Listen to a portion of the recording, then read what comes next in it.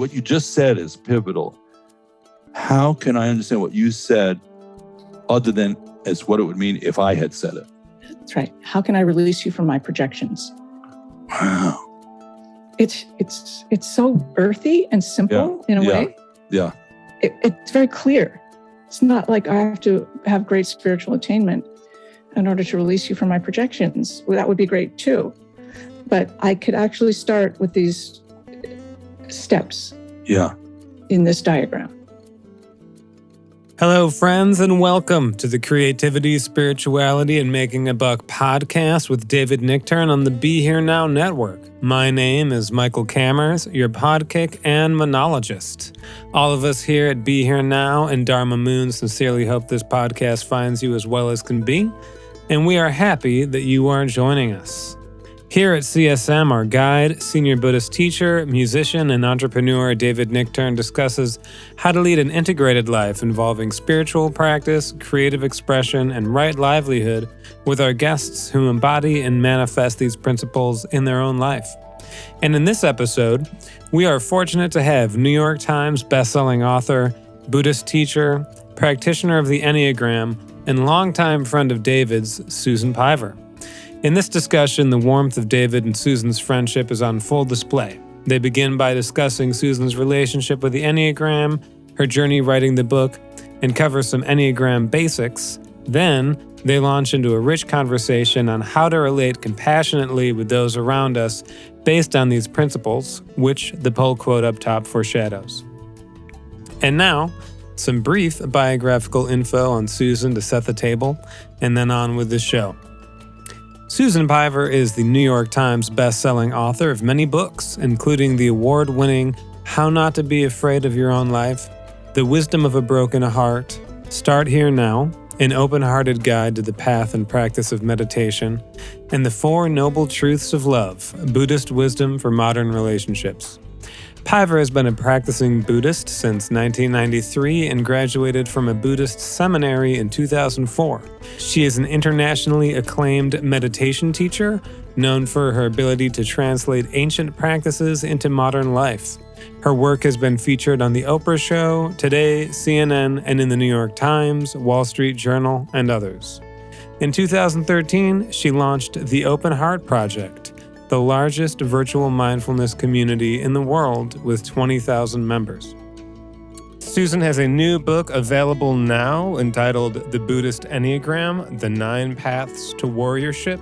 You can get it wherever books are sold. However, we encourage you to head over to her website, openheartproject.com, and pick up a book as directly as you can.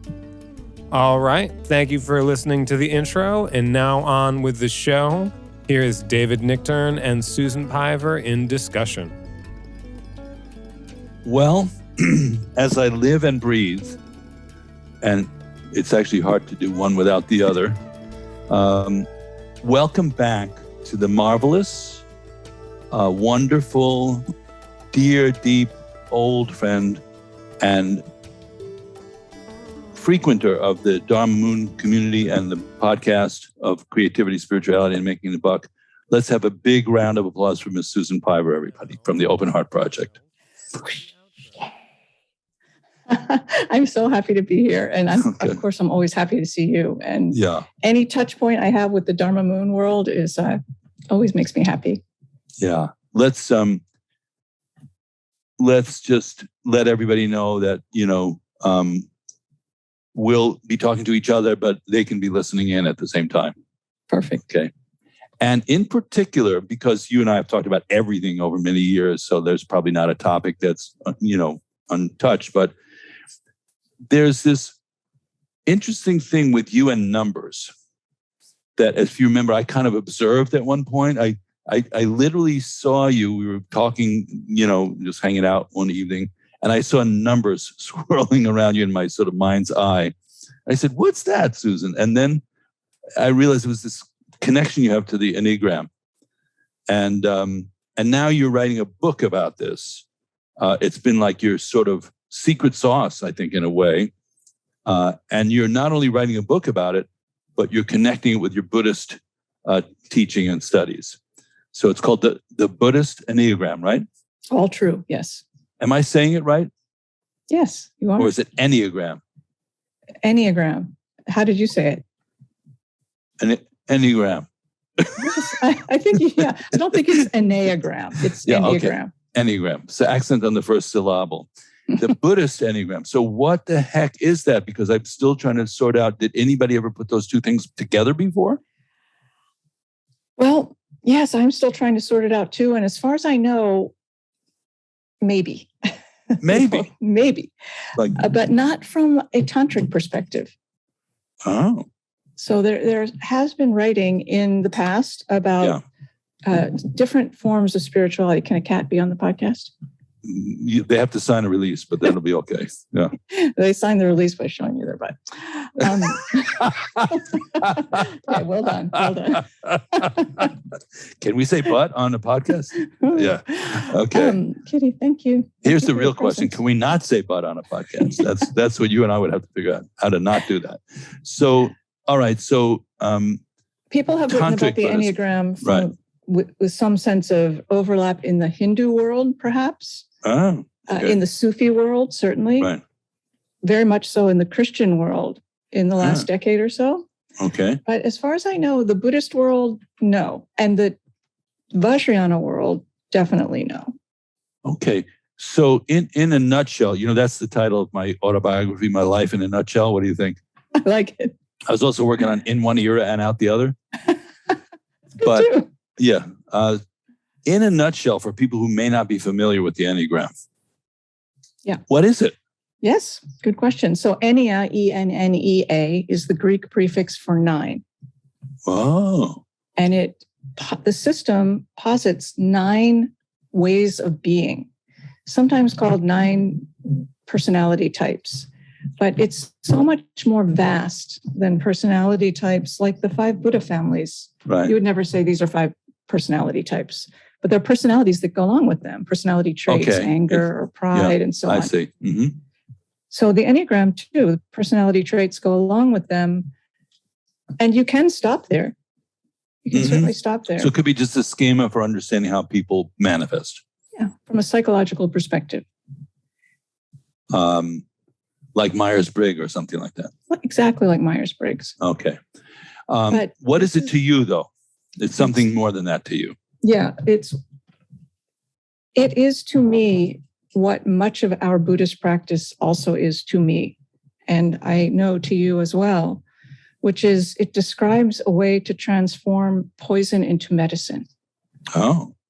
It's transformational. It's magical. It's mysterious. And it, like the 5 Buddha families, a form of wisdom in Tibetan tradition, the poison and the medicine are not different. They exist along a single spectrum. So, for example, in our training, anger is on a spectrum with clarity. They're the same spectrum. thing. That's a great way of putting it. It's on the spectrum. It's on the spectrum, exactly. Yeah. Okay. And if you try to get rid of one, you also get rid of the other. Oh. So there's a journey to be made from one end of the spectrum to the other. Same with the Enneagram. Each of the 9 types has a poison and a medicine in the Enneagram system called the passion and the virtue. Okay. And there's a journey to be described. And that's where our Buddhist practice came in extremely handy, because there are endless descriptions on how to make the spiritual journey in our training. So it's alchemy, basically. That is exactly right. And was it originated by the alchemists in some place in some time, or do we know the root?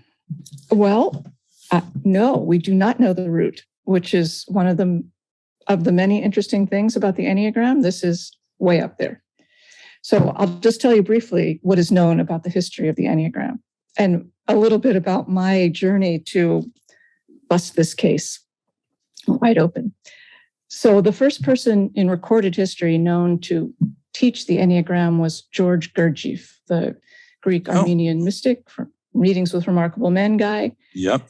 He taught to his students something called the Enneagram, but it was not the Enneagram of personality that we are talking about. It was the Enneagram as a system of understanding the cycles of nature. Dances and also, I've never studied his view of the Enneagram, but it wasn't what we're talking about. Okay. I'm curious, but I don't know what it is.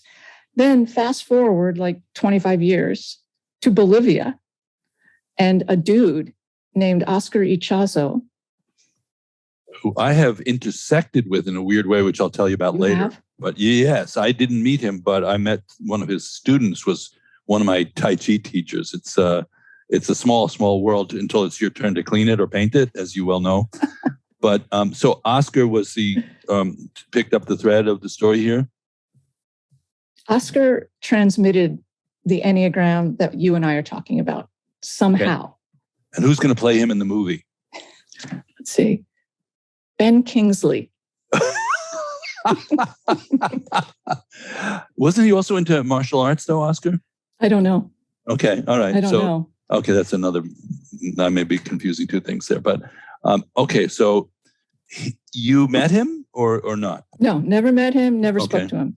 Okay. And he just died maybe like 18 months ago, 2 years ago. So, but you by could all have accounts, met. You could have met him. I could have met him, Okay. but by all accounts, maybe not a great idea. He was very tight with his control of the Enneagram. Rightly or wrongly, I have no idea. But he initiated lawsuits against the first people to write about it. And Are they going to sue us for talking about it on the podcast? Well, they're dead, so I don't know. Maybe they're heirs. They're assignees. So he had a student named Claudio Naranjo. Oh, no, I think it was Claudio that I'm talking about. Okay. That could be. That makes more sense, actually. Okay, yeah. Claudio had tragedy. He lost his son. He was 17 years old, died in a car accident. Oh. Met Oscar Ichazo, took psychedelic substances, had visions under the tutelage of Oscar that he describes, because I met him and talked to him about it, as samadhi, as pure wakefulness that lasted for him for maybe a year. Like it was a profound experience, let's say. And he studied the Enneagram with Oscar, and then he became a professor at UC Berkeley and started sharing the Enneagram with his students there, but saying, you can't write about this. This is only to be orally transmitted. And I'm sure that went over big at UC Berkeley. Like 40 books came out the next year, right? Like the next week.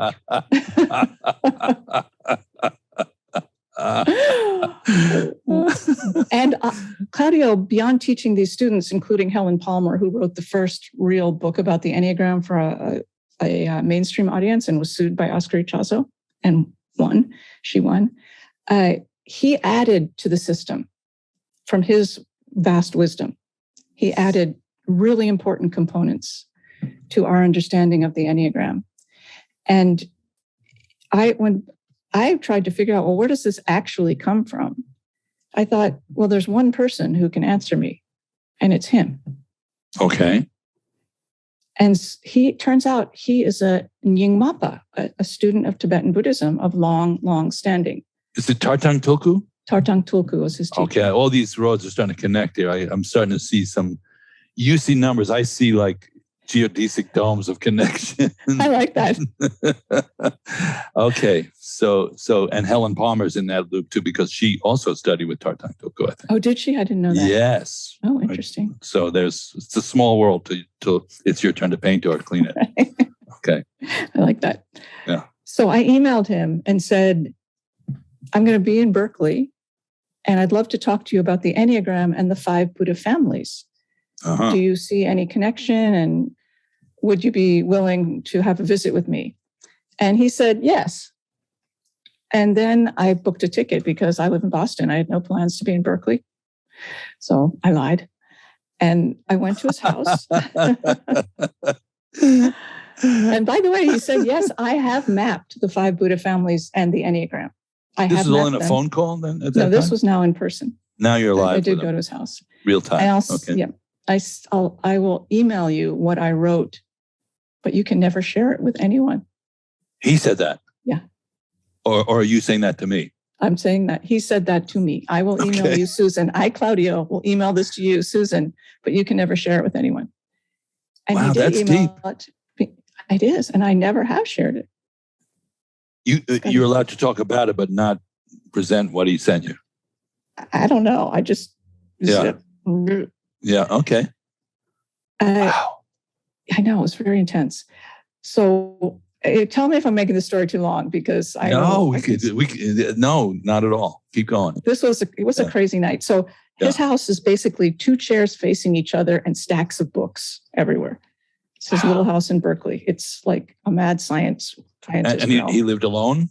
Yes, but he had like many students who I assume were students, young people at different desks and with computers on top of stacks of books, just like typing and doing things. I don't know what they were doing. They're all speaking Spanish to each other. I don't speak Spanish, so I didn't know what they were doing. But it was, oh, hi, yeah, come on in. And we sat and we talked, and it was so generous of him. And I said, this is the truth. But he may have been crazy wisdom mastering me, like just telling me some BS to get me to shut up. Yeah. So I said, is that what crazy wisdom is? Well, that's not what he told you. Now you've completely reset my whole, I have to recalibrate all that. Okay. Crazy wisdom. Telling somebody some bullshit to shut them up. That's really good. But you can never tell anybody that. All of that's kind of true. Okay. True. Okay. So many people, when I first started studying the Enneagram like 30 years ago, people said, oh, it comes from Sufism. So, okay. I never questioned that. Mm-hmm. But then I talked to a Western Sufi sheikh named Kabir Helminski, like the best name of all time. Wait, what's his name? Kabir Helminski. Oh, that's like one for the, we got to work him into the screenplay for sure. Maybe he's the narrator. Kabir Helminski is. Well, you see the story. Okay, I can see it all taking shape. All right, so I'm in. All right, then Kabir. What did he? Well, he's written multiple books for Shambhala Publications. He's a true scholar of Sufism. And I said, "Have you?" And I ask his forgiveness for playing with his name. I'm sorry. Oh, no. Yeah, okay. Yeah. It's okay. I'm sure he's heard it before. Yeah.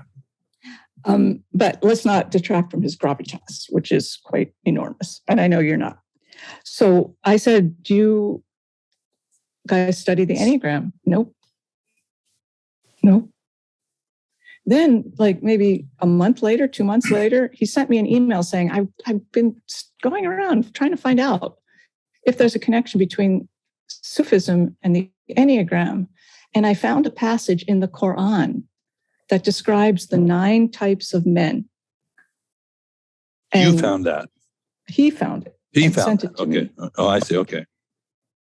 It's in the book. I put those 9 types. Okay. It was very interesting. That was the end of that survey. But then I asked Claudio, why do people think the Enneagram comes from Sufism?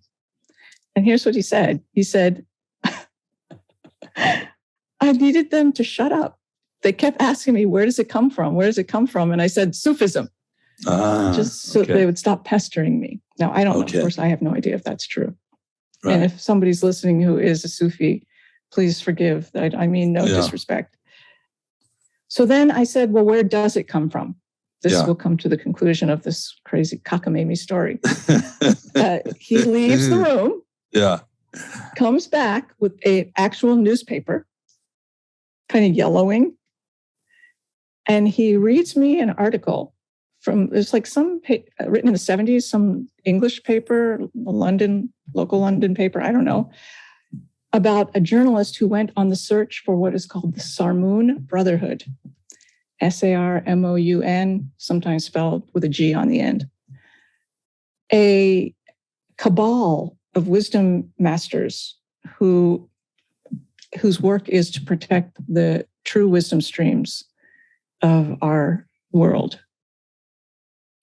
And they're maybe in a mountain town in Afghanistan, Pakistan. He went looking for them. And he found them.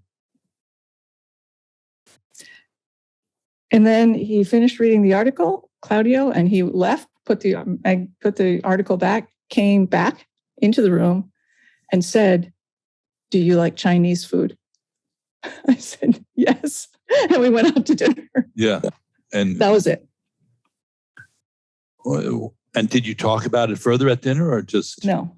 past the I dim felt sum? that the subject. I felt the subject past the dumplings. Yeah. I felt that the subject was closed, and every time I only emailed him a few times after that. I never heard from him. So it's like the door opened and then it closed. Okay, so this is what we can gather from this, is that the roots are shrouded. But one more piece that's probably the most important piece I almost left it out. So I said to him, the Enneagram feels to me like a terma, a treasure in the Nyingma tradition, as you very well know.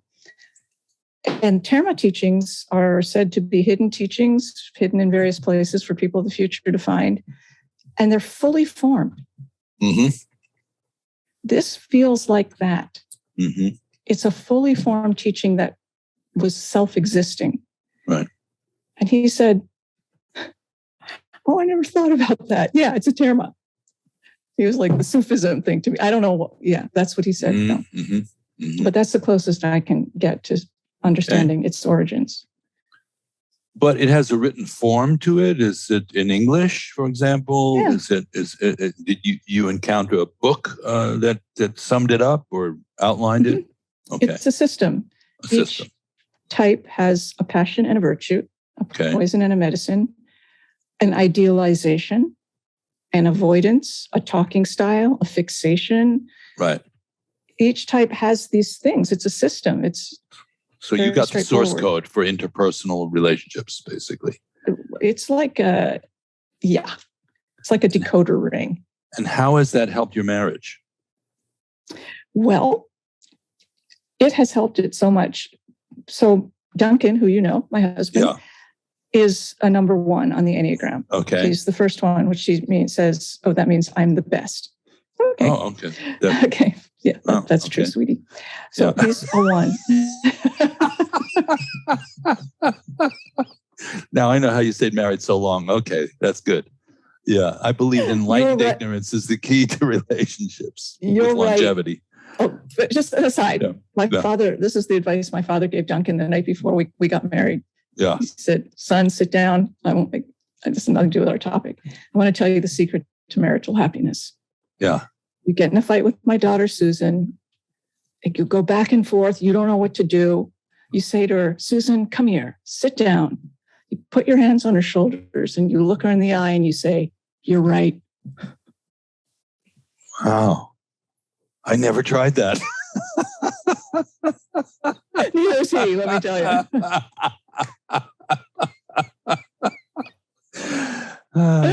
So he's a 1. So coming back to the thread. They actually are the kind that every type has an attentional arc. Okay. What gets their attention first in a situation for him, that is error. Error gets his attention. Right and wrong. It's a black and white position. So he's looking constantly, scanning the environment, the conversation, whatever he's doing for mistakes. Wow. My type, that's not where my attention goes. What number are you? My attention, 4. You're 4. Okay. My attention goes to meaning. What does it mean? If you are what type I think you are, I don't know. You're the 6, let's just say. The attention goes to threat. Threat. Wow. What could threaten this? So threat, error, and meaning are different things. Right. Wow. And if you're going all into, well, what's the threat here? And I'm going to, well, what does it mean? Right. And we think we're talking about the same thing. We're not. Okay. So when Duncan and I disagree about something, if I can find some error to take responsibility for, or to acknowledge whether I take responsibility for it or not, his ears open. It's okay. Now we're talking about the important thing. I'm not pandering to him. And no, I get. Okay, I want to acknowledge what is bothering him. Right. And it's the error. Wow. And to get your attention, what does it all mean? Somebody starts talking about that aspect and you become much more pliant and compliant and interested and responsive. Yeah, just as simple as, what does this mean to you? Or what do you think the meaning of this is? Or how did you feel? I'm interested. Then I really relax. Wow. So can you briefly go through the 9 in terms of this aspect? Attentional arc. Let's talk about the attentional arc of each of the 9. 1, error. Okay. 2, need. Who needs what? Okay. 3, status. Appearances. 4, meaning. Right. Other Enneagram teachers would describe this differently for 4, but that's my choice. 5, knowledge. What can be learned? What can be known? Okay. 6, threat.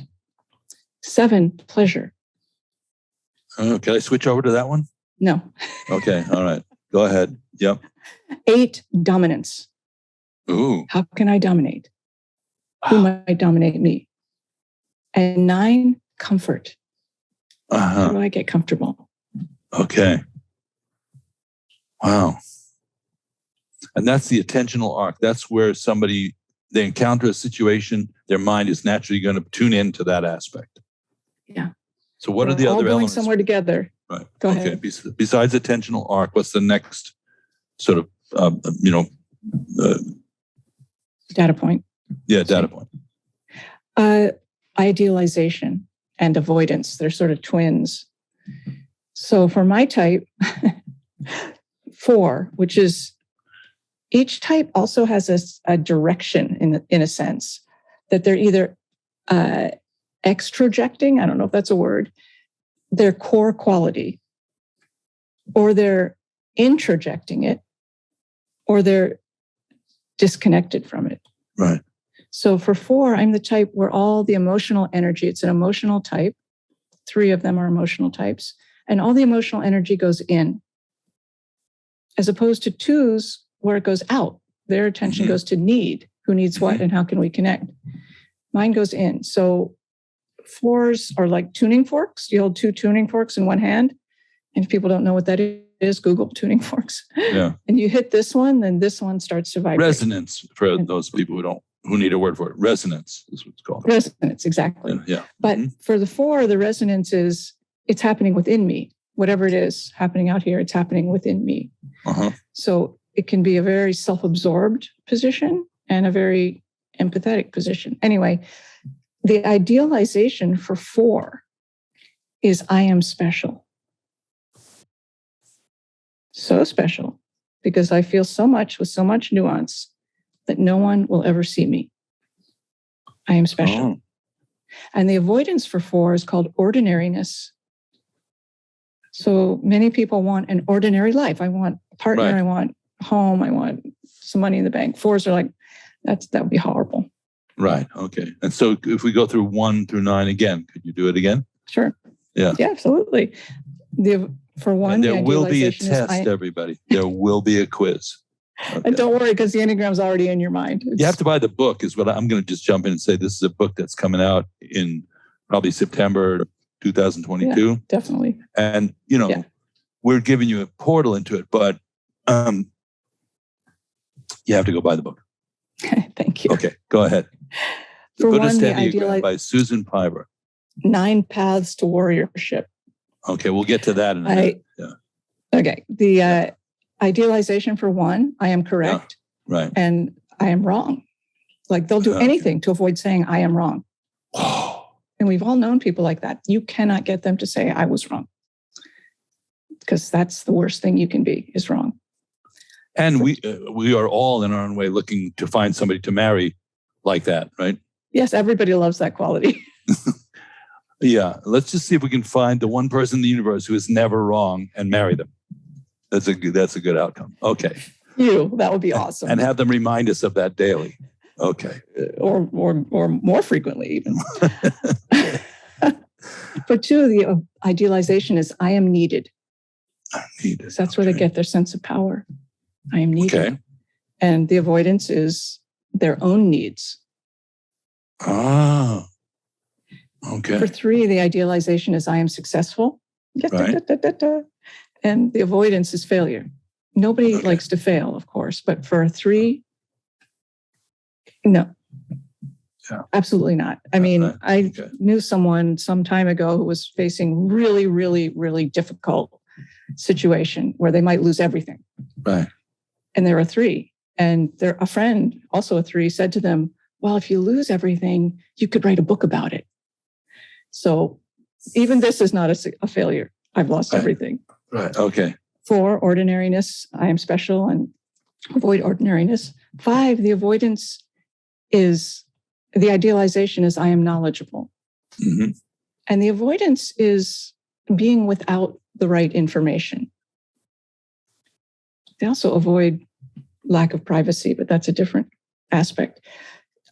6, the idealization is I am safe.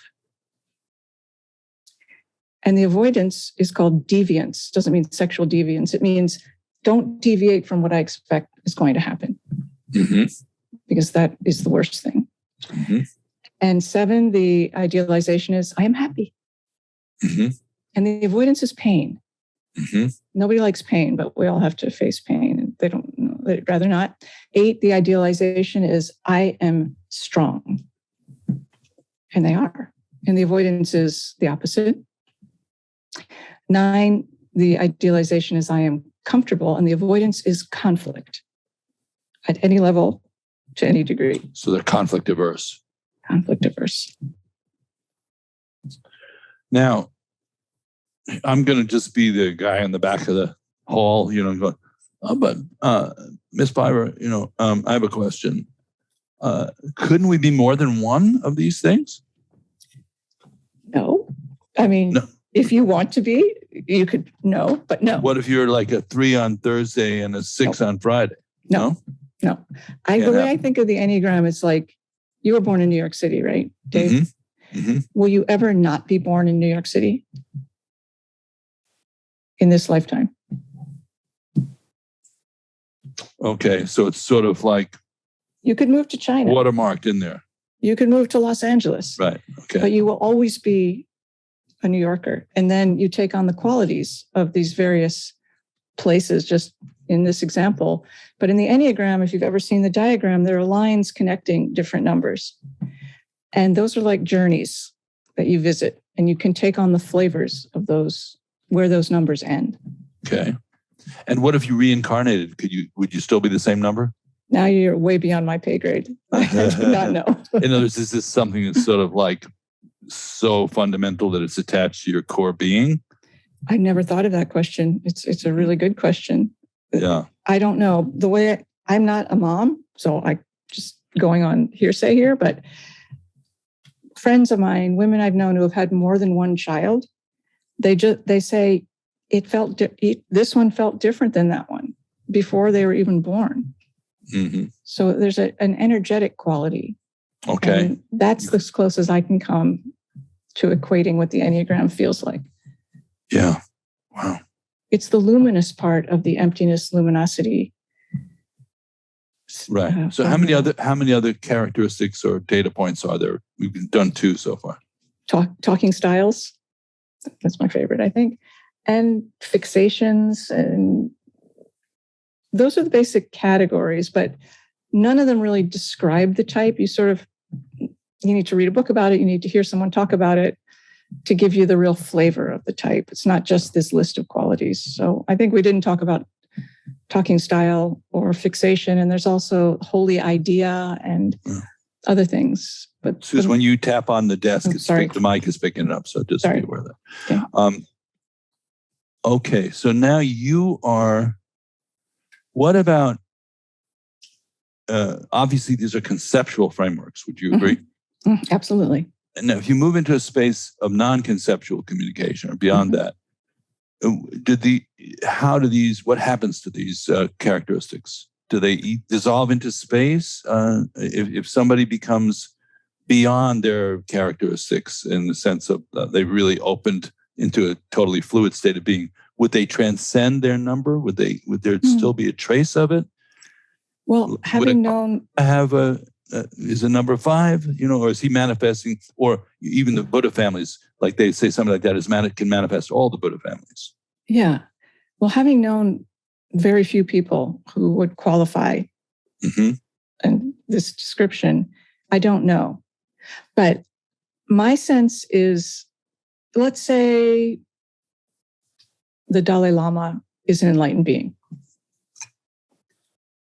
Is he going to be a different person than he was before attaining enlightenment, no matter how many lifetimes ago or how many hours ago that was? He has a certain presence. Trungpa Rinpoche had a presence and a way and a talking style and you can't, I'm not saying you could capture who that guy was ever, but there's a way of being and of teaching that I would associate with a particular number. Okay. Having never met him, among other reasons, I don't know. But so you would take, like, for example, what don't you study with Tuku Tundup sometimes? Is he a number that you could identify? Would you see a 5? I do see a 5, actually, or a 9. I don't know, but you just picked that out of the sky. I was just guessing. Yeah. I don't really know, but the more Xinjiang someone is, the more processed, the harder it is to tell. That's so interesting. They become more inscrutable in a way. Yes, exactly. That's a perfect way to say it. Hard to evaluate it. And do you use this in your daily life as a kind of strategic way of interacting skillfully with people? Is that what you say? That's one of the kind of perks? Yes. Now, there's a difference between interacting strategically and being a manipulative jerk. And the Enneagram, I really try not to be the Wait a minute, hold on. You're blowing my whole game here. Sorry. Early Enneagram teachers said, you don't type other people. Just don't do it. Don't do that. You don't really know. You don't really know. So you use it for yourself more? And when I am with someone, I think, oh, that person is I'm 3-ish, something 3-ish is happening. I try not to think you are a 3. And I think I feel the energy of 3 right now. Okay. And I'm going to leave it at that. Right. Beautiful. Oh, I use it every single day of my life. And I have for decades. Yeah. And do you see the numbers sometimes? Like, does the physical number flash? No, but I'm a very non-visual person. That's interesting. Because that was literally what I saw that night. I saw just alphanumeric, what do you call it? The Arabic digits, like 4, 3. The way we write them. What did they look like? Arabic? What were they doing? They were just like hanging out in space around you and moving around, and it's like 1, 4, 3, 6, 7, 8, 9. And it was just as ordinary as seeing those books behind you. That's amazing, because that's what happened when I was a child. Wow. When I was a little kid, I would lie in bed and I would see numbers. Queen's Gambit. Something like that. Yeah, right? She's looking up at the ceiling and seeing the chess pieces moving around. Something like that. Yeah. And but now you don't, is what you're saying. That was a childhood experience. Yeah. Did you tell your parents about it ever? No. That's because you think they would have thought maybe that you're a little bit Meshuggah or what? It was probably some combination of Meshuggah and, well, maybe everyone sees this. When you're a little kid, you think what you're experiencing is what people experience. Yeah. So what is it you want to share? Why are you writing a book about it? Why are you putting it out there in this way? You've described something that's been a sort of inner, almost secret kind of coded thing. And the people who gave it, you said, don't, share it, whatever. Why at this time now, in 2022, what's motivating you to want to share this perspective? Thank you for asking. And first, nobody gave it to me. Nobody trained me. I don't know how I even know it. I don't mean to sound woo-woo, like and put on a wizard hat or anything, but I just studied it on my own. I never took a training or anything like that. I found in my work as a teacher of Buddhism and in my practice as a student of Buddhism that the Enneagram was the most potent, skillful means I ever found. And by skillful means, or upaya, meaning a way to deepen compassion in any situation. And that compassion could look like anything, not necessarily only being nice, but being sharp or being silent. The Enneagram was and is the skillful means I rely on more than anything else. And so I started teaching it to people in the Open Heart Project or friends at first. not as anything, just, hey, here's what the Enneagram's like. Well, you and I like, were did you just do a talking about. class or a workshop on it with your open heart project, or Yeah, just I have. more casual? Well, at first it was just casual. Some friends were like, I want to know about this. And I had some people over for dinner and we talked about it. But then I started teaching like workshops in the Open Heart Project, just 90 minutes. Mm-hmm. And I don't know, why do you write a book? It's like, I got to do it. Or, well, because you want to share a perspective, I think. But there's something under, yes, of course. But there's something under that because you have a number of perspectives you could share. But there's something about this collision that feels, I got to do it. Mm-hmm. It was really because hard. it's a pain in the butt to write a book. It's not, for those of you who have not done it, you could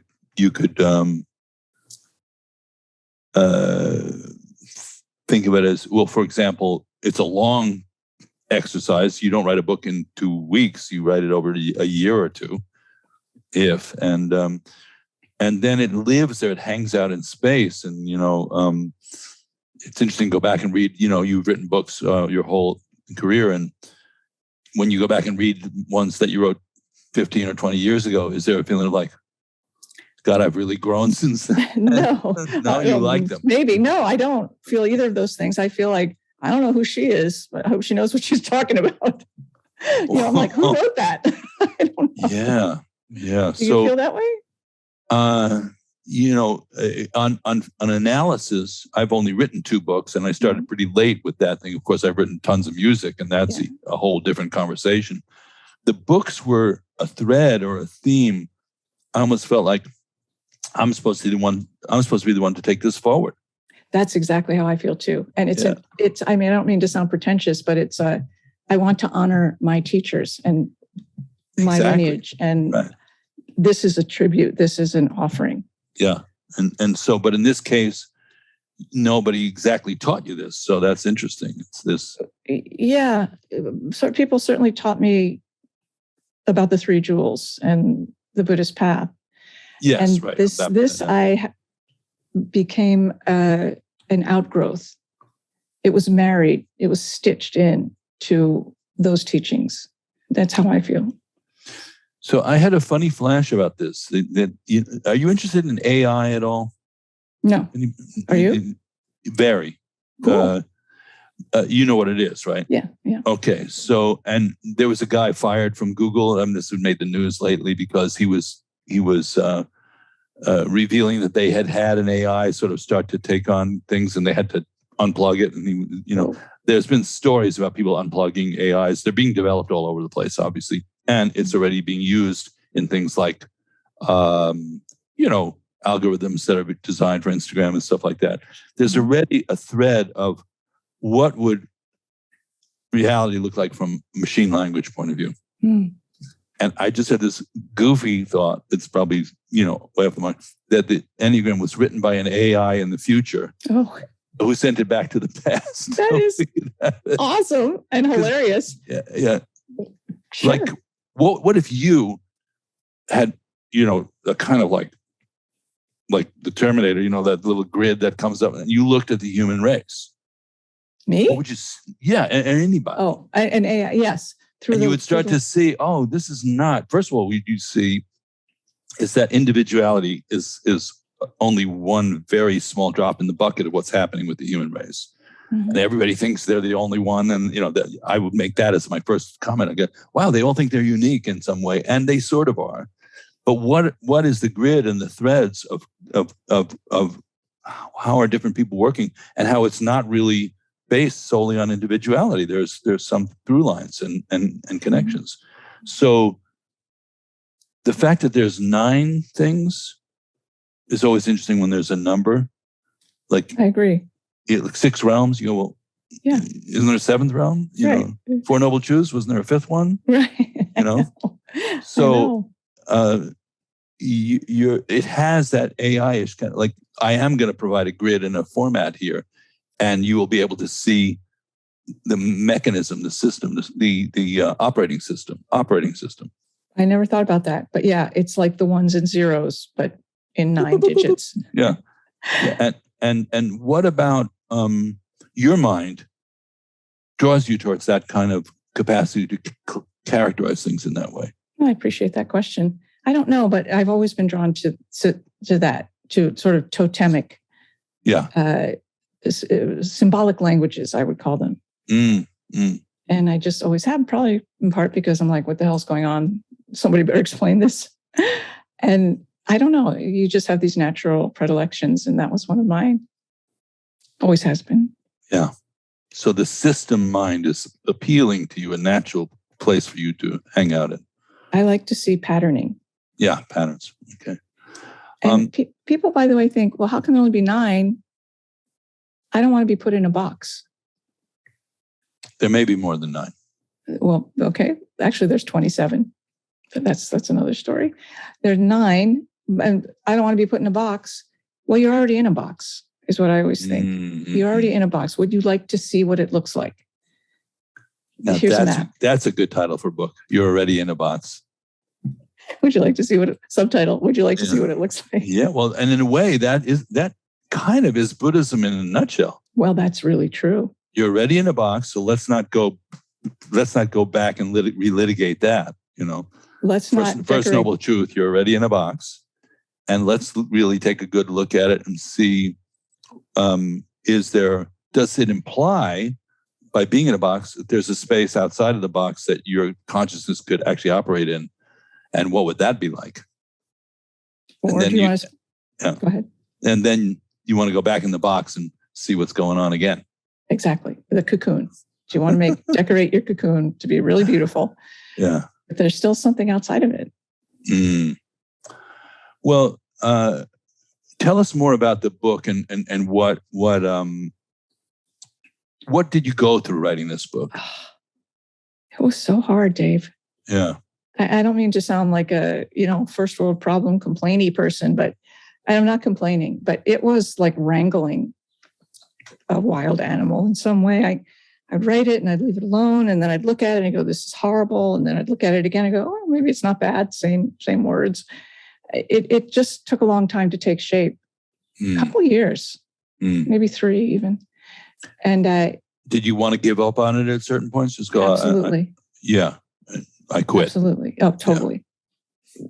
Because I thought, this is stupid. Wow. But then there seemed to be a Buddhist teaching would appear in my mind for each number. Like, for one, I am angry. Yeah. That's the passion is anger. The virtue is serenity. Well, what does Buddhism have to say about anger? A lot. Okay. Mm-hmm. So let's look at, mirror-like wisdom for that number. Mm-hmm. Mm-hmm. And 2. So you correlated with the Buddha families. Not the Buddha families, but a Buddhist teaching from our Vajrayana perspective. Okay. So 2, I'm focused on other people's needs and I'm ignoring my own needs. Well, let's talk about the forms of generosity, giving material goods and giving the gift of Dharma and giving the gift of fearlessness as defined by Chogyam Trungpa.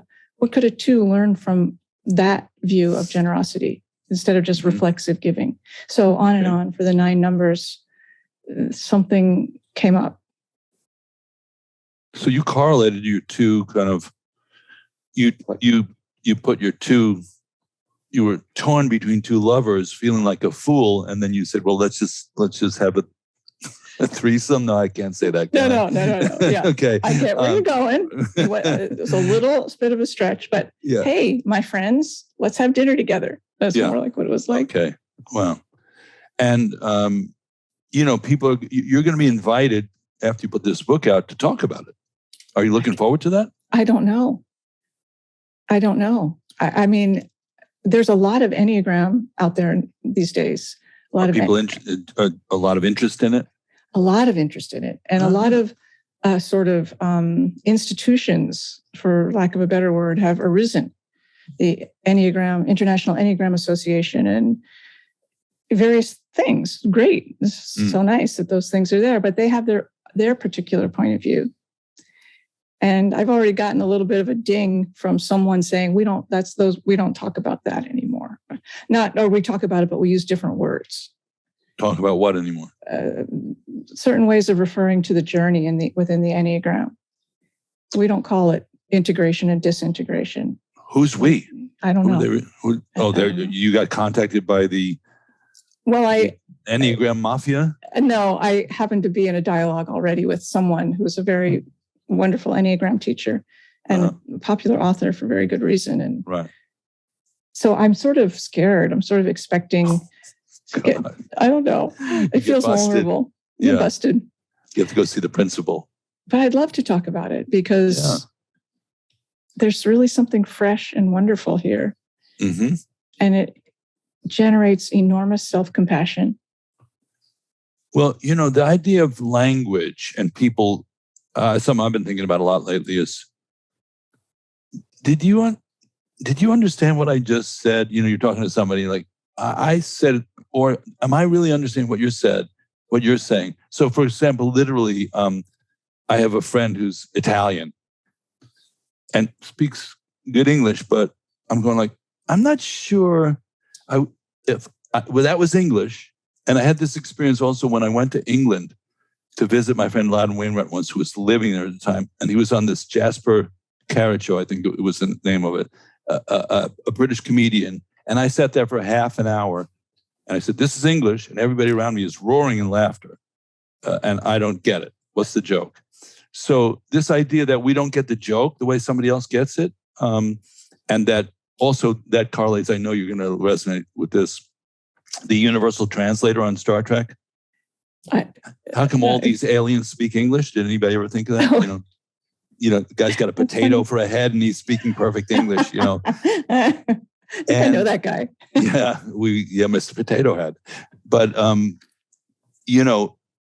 how do we understand somebody who's coming from a slightly different personal bias or cultural bias?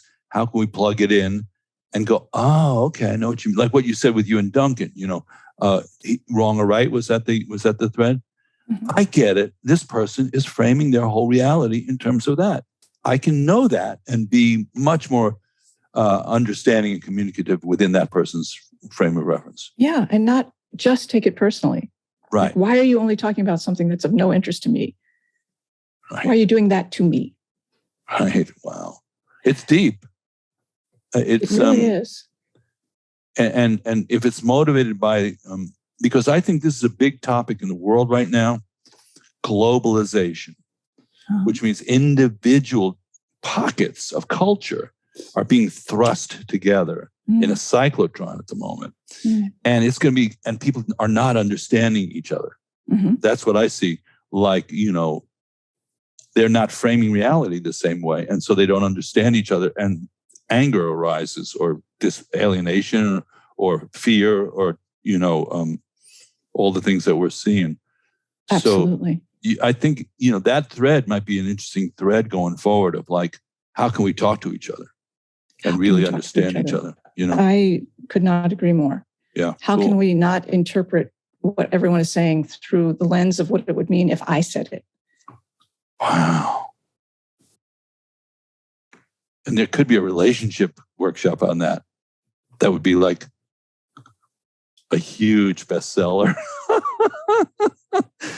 Because don't you think couples are the embodiment of that misunderstanding a lot of times? 100%.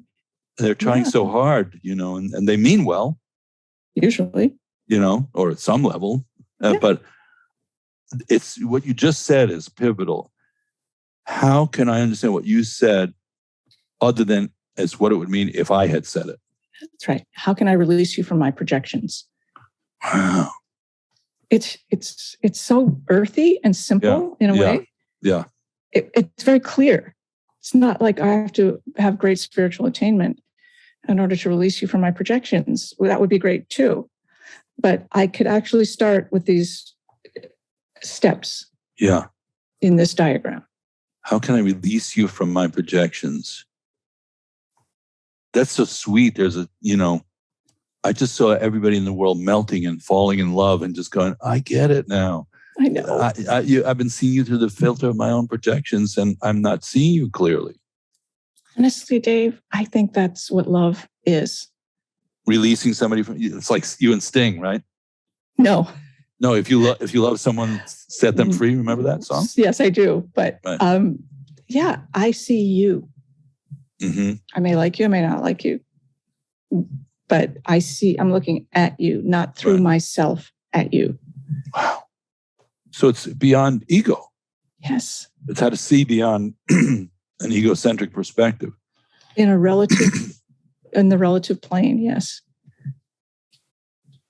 And what does that require us to let go of to do that? Good question. I don't know that we could let go of anything. But at the same time, as meditators, we let go constantly. Let go of this thought, let go of that idea, come back to right now. So what we could let go of is in that spirit. Just let go, come back, let go, come back. Are you dealing with working with this notion of core wound at all? No. Are you? Well, I hear, I'm like an old guy who keeps his ear to the ground still, and I hear the hooves and the people coming and going and stuff like that. And I feel like, and you and I both have been teaching Dharma for decades, but I feel like the notion of trauma has come into play as a central, not everybody's suddenly talking about trauma. And the notion of spiritual bypassing is very powerful right now, more so than ever, in terms of not using the teachings to just kind of stay with the absolute level of truth without getting into the relative truth. Mm-hmm.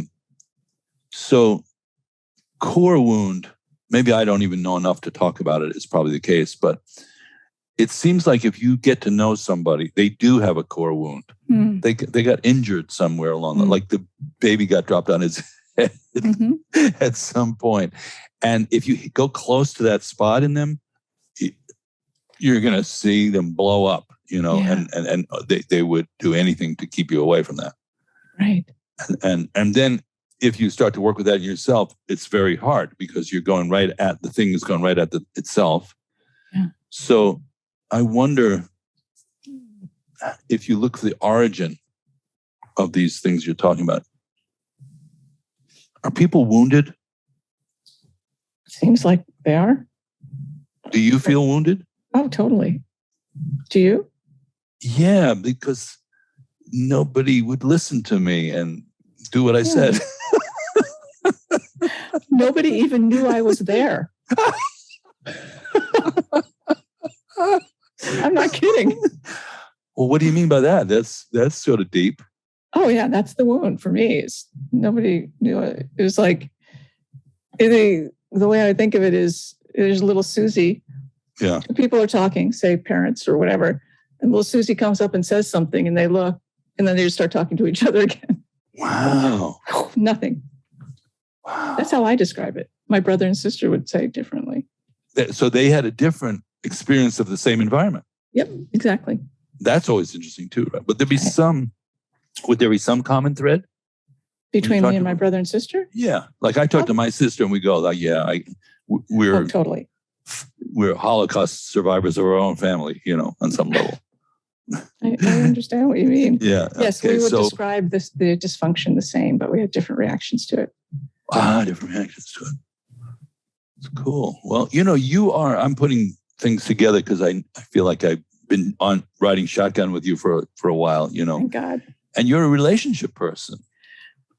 You wrote the book, and let's let everybody remember, the title of which was? The Four Noble Truths of Love. And before that? The Wisdom of a Broken Heart. And before that? The hard Questions. What's the subtitle?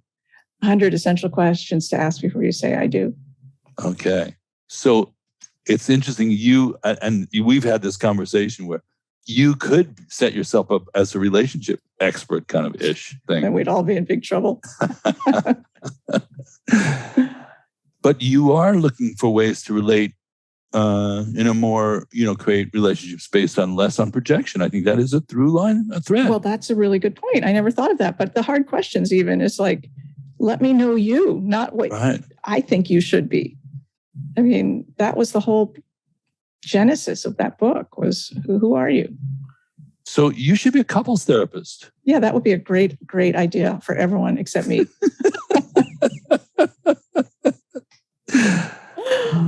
I mean, no, I'd be terrible at it. If you look for like triage and where help is needed, where reinforcements are needed, I can't think of a better place than if you could figure out how two people could get along, you probably could solve so much bigger problems. Well, I think you should do that. Well, because you're good at working with people directly. Yes, but I don't have I'm mystified myself by how you could get, there's a joke that is one of my favorites for a woman goes into an audition, for a musical, and she says, okay, could you please just sing this song? And that's what we're going to use for the test. And the song is, You Say Potato, you know that song? So she gets up there very straight laced and she goes, you say potato, and I say potato. You say tomato, and I say tomato. Potato, potato, tomato, tomato. Let's call the whole thing off. And the director is stunned, and everybody's like got their jaw dropped to the floor. And he says to her, Miss Simon, I'm sorry, but you missed the whole point of this song. And she goes, oh, it's Simone. So isn't that it? That's good. Yeah. Isn't that the Republicans and the Democrats? One could make the argument. They're looking at this, and it is, if there was some awareness that you pronounce that differently, but you mean something similar. Otherwise, you just got to assume that the world is full of enemies. That's right. Exactly. And stupid enemies. It's exactly right. That's a dark view. Very dark and all around us right now. Yeah. And this, in some way, big or small, pierces that. It just takes time and patience and spaciousness and a willingness to look at your own flaws. Oh. Nobody really wants to do that, myself included. Why don't we want to do that? It's so juicy. I agree, but it's so I don't know. It's so scary. Isn't that sort of the fundamental twist? Yeah. It makes us feel... Nobody wants to look at their own flaws. Yes. Nobody wants to be vulnerable. Vulnerable. Because then you're unshielded. And to see your own flaws, you have to be vulnerable. Some kind of wall comes down. That's why when people meditate, they cry. Because that wall starts to come down. At some point, you just start feeling more. It's a beautiful vision that probably many people who've been into religions and stuff share, that there's some place where all this has been worked through. I never thought of that either, but yes, there is a way. There is a way, which is very hard to believe right now.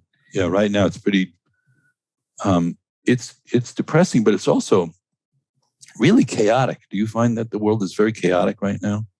Yes, and I've also heard that chaos is good news. Yeah, that's a powerful, that's like holding a live fire hose that has a lot of water coming through it, trying to aim it. Yeah, nobody said it's fun news. Yeah. Or easy news, but things are just I don't know, but things feel very much like they're disintegrating, which means they could arise.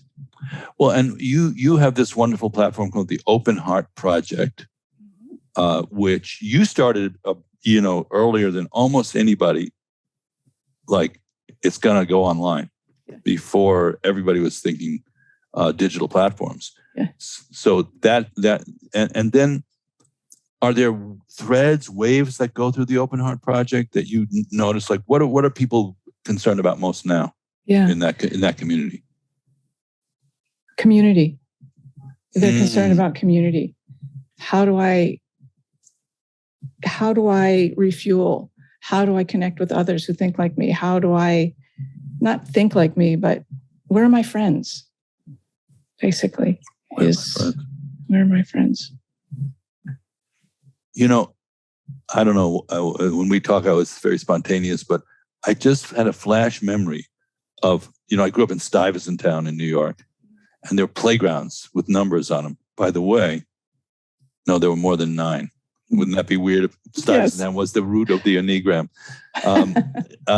But I had you had a gang as a kid.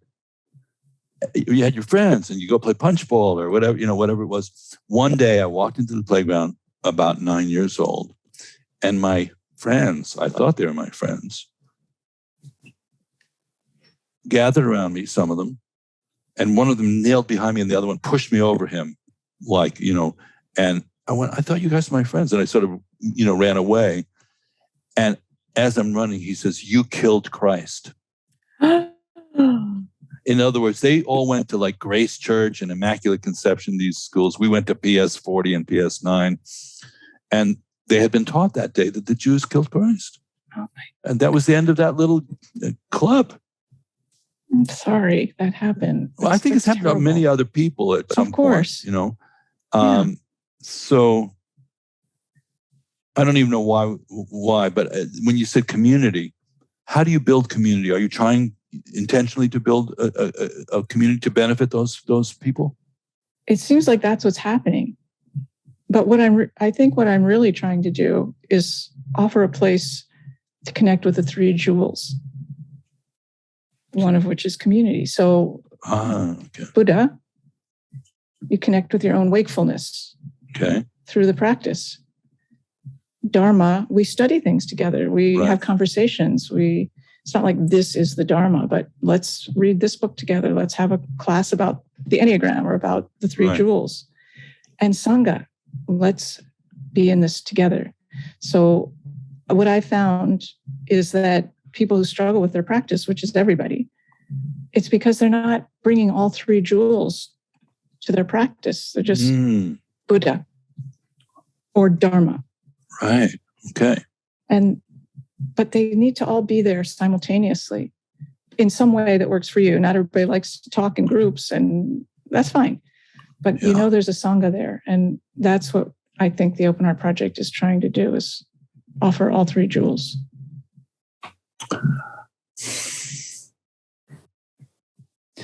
I don't know why, but that just made me want to cry. Oh, Dave. It's so sweet. Oh, love. That makes me feel so good in some way. It's,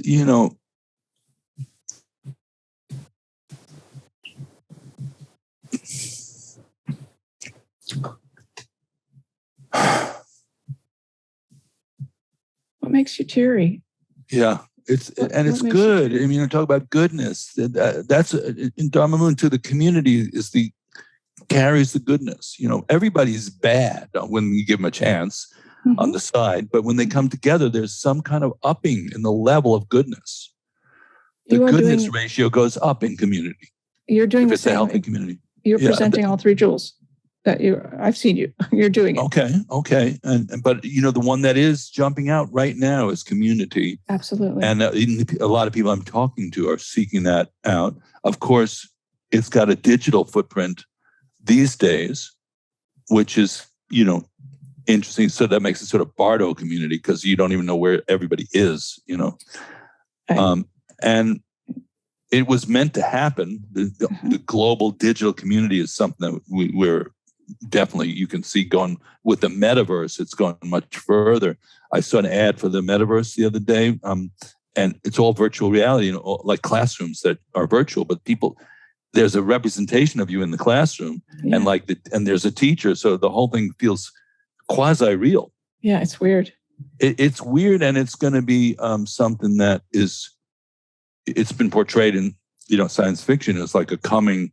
If you see that movie Ready Player One, if you ever anybody wants to see a movie, which is it's a fun light thing, but there's a virtual reality component that is very developed, and people are spending time in it and outside of it. And you can see people. I see people like walking down the street like this, Sure. And some part of their consciousness is in a different sphere. I was talking to someone the other day who gives talks, like corporate level talks. And he showed me online this one corporation where he's going to give a talk, but it's all virtual. There's a stadium. Everybody has their seat and the representation of themselves in their seat. Yeah. You can walk onto the stage in real time and talk to someone who's there too. That's right. Wow. Yeah. It's something. But let me just tell you this about Sangha, because this is what I always think of. Good. I was talking to Tara Brach, the wonderful Vipassana teacher. Sure. And I was interviewing her for something, I can't remember what. And I said, what do you tell your students who suffer from compassion fatigue? This is like 10 years ago. Now it's like a million times worse. And she didn't say Buddha. She didn't say Dharma. She said, I tell them Sangha. That really stuck. That really stuck with me. Like, that's where the tank gets filled. That's where we can find a way to go on. Yeah. Well, you and I are Sangha, right? Yes, we are. We're really Sangha. And, so there's a sense of coming back in, touching in, catching up on what's happening with this, what's happening with that. And I would say, I'm ripening on the vine. Like, if I were a tomato, somebody better pick me soon. But, this idea of this friendship that we've developed with people who it's not just ordinary friendship, it's Dharma friendship. Yeah. And you're really offering, feedback and encouragement, and also, critical thinking when we need to share it. And it really is a non-toxic version of people assembling. Yeah, I feel so lucky to be in a friendship with you, and that we have friendships like that in our lives. Based on that. Yeah. Very lucky. Let's just give the big punch for the book here. Let's just go, because, this is the Creativity, Spirituality, and Making a Buck workshop. So we're allowed to, in our Sangha, actually promote something and encourage people to attend it. So when is the book coming out? September 13th, 2022. Okay. It will be an ebook, a print book, and an audiobook. Okay. And it is self-published. So can they sign up for it early if like, let's say this podcast comes out in August, could they go online and pre-order the book? Yes, that would be great. They could pre-order the ebook now, but the print book won't be available for pre-order for about another 2 or 3 weeks. But if it's mid-August, this won't be out that soon. So yes, they could pre-order, and that would be great, because that would really impress upon the retail powers that be that this book is of interest to people, and that helps cue the right algorithms and whatnot. Create the momentum. And should they do that on Amazon or through your website? What's the best way? Amazon or Barnes & Noble or... Oh, okay. Any of the online platforms. Any independent bookseller, but the pre-order is really for Amazon. And I know there's people don't like Amazon. That's cool. But that's where most books are sold. And every book that's pre-ordered on day one, that counts as 1 day of sales. So if 1,000 people pre-order the book over 1,000 days, doesn't count as 1,000 days. It counts as 1 day. Right. The day the I see what you mean. All the pre-order period is. Oh, okay. So, and are you going to sign any books for people? Are you going to have any, are you going to go online and do a presentation about the book? Is there something we can steer people towards? Yeah, actually, when people pre-order the book, they're invited to a free webinar with me about the Enneagram, 90-minute webinar. I think it's September 25th. And I would love to give a more thorough introduction to the Enneagram, person to person, face to face. Okay.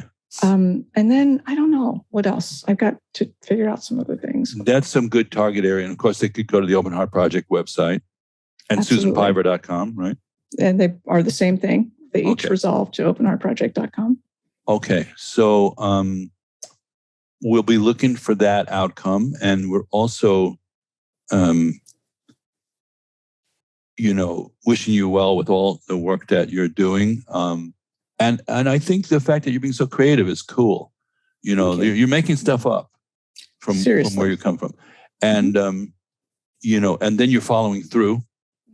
You're not just like putting a bunch of loaves in the oven and going away. You're taking them out of the oven, you're serving up the bread.